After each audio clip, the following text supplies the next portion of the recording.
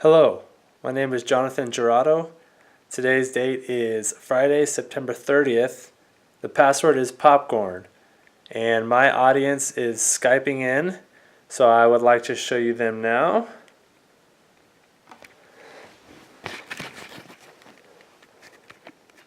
This is them.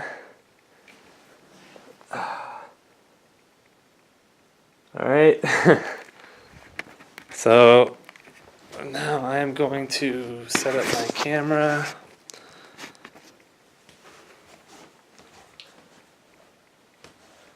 Great. In October of 2013, the United States government shut down. This wasn't the first time the United States government shut down. In fact, it had shut down 17 times prior, but this one was different. It was different for several reasons. This was the first time the government had shut down in the age of technology. Therefore, everyone knew about it, and it became customary to pick a side and point the blame. The content of the shutdown was over one of the most controversial legislations in our government's history, the Affordable Health Care Act of 2010.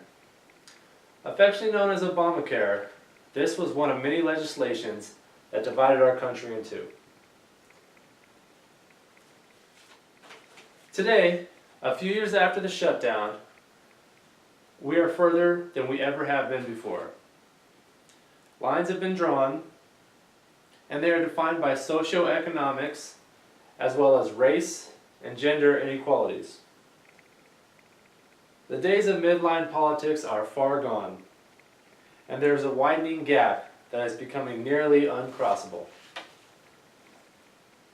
This chasm is extremely prevalent socially as well.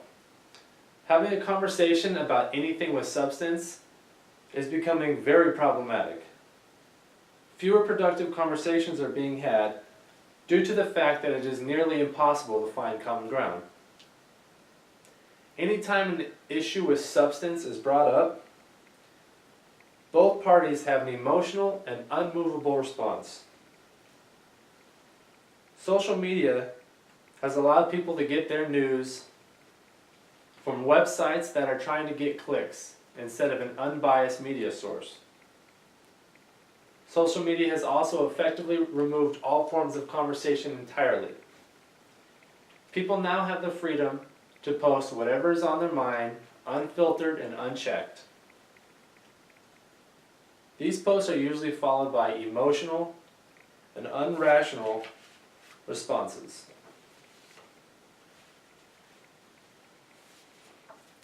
It is said that most of conversations happen outside of the context of the words that are actually being said. There's also emphasis, inflection, body language.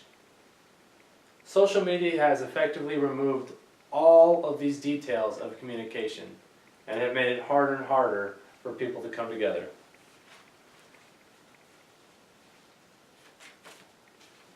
The problem I am presenting today is the inability to converse in order to find common ground. I believe this to be one of our nation's biggest problems. Everybody wants to take a stand for what they believe in, but true courage comes in having the humility to change your mind in light of better evidence and rationale. I propose a simple reminder to help people find commonality. There is a basic and fundamental concept that exists among all of us. I'm referring to what is known as the Golden Rule. Now, we've all heard some variations of the Golden Rule. Do to others as you wish them to do to you. You may have heard it said, treat others the way that you wish to be treated. The concept is essentially the same. But this simple and very childish concept needs to be a focus socially as we move towards a deeper and sensitive time of our country. The easiest way to find commonality using the Golden Rule as the source is to locate its existence amongst all of our world's religions.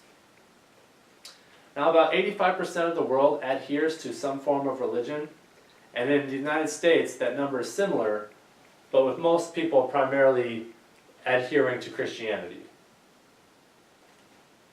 And while the Golden Rule doesn't necessarily need to be religious-based, there's a pretty good sample size of people who claim to adhere to a certain set of beliefs. So let's explore how each religion expresses the Golden Rule and see if our holy books can give us a certain foundational way of how we're supposed to treat each other. In Buddhism, it is stated, hurt not others in ways that you yourself find hurtful. In Islam, we find the passage, none of you believe until you wish for your brother what you wish for yourself. In Judaism, we find the Hebrew scripture, thou shalt love thy neighbor as thyself. And in Christianity, we have the familiar passage, do to others as you would have them do to you. Even in Native American culture, the sentiment is echoed. All things are our relatives. What we do to everything, we also do to ourselves. Now this idea is taught to us in preschool. It is one of the first lessons that we learn as toddlers and adolescents. The simple idea of be nice to one another. There is no initial motive or gain behind this. We just hold this concept to be part of our values. So why doesn't this work? Where does it break down? Well, usually we only follow the advice of our holy books when it's convenient. Also, there are several other motives in place. Alternative motives, such as financial motivation. If something makes money, we tend to make that decision instead. Or, sometimes our decisions are fear-driven.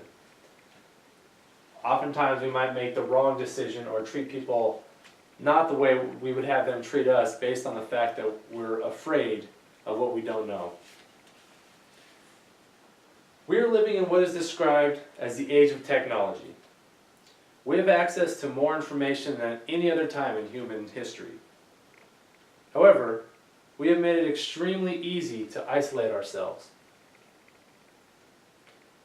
Social media has effectively made humanity less social beings.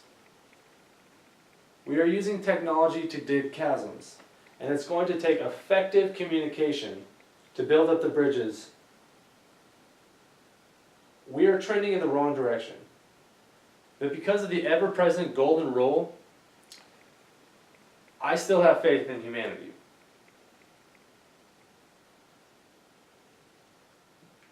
When we have broken down barriers, only then has America been great.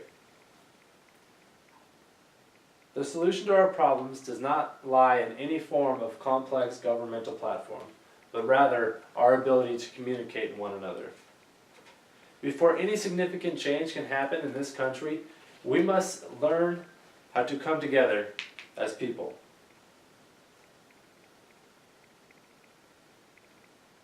We must change our fundamental roots of how we treat and respect one another, especially those who do not think the way we do. So please, for the rest of our lives, treat others the way you wish to be treated. Thanks, guys.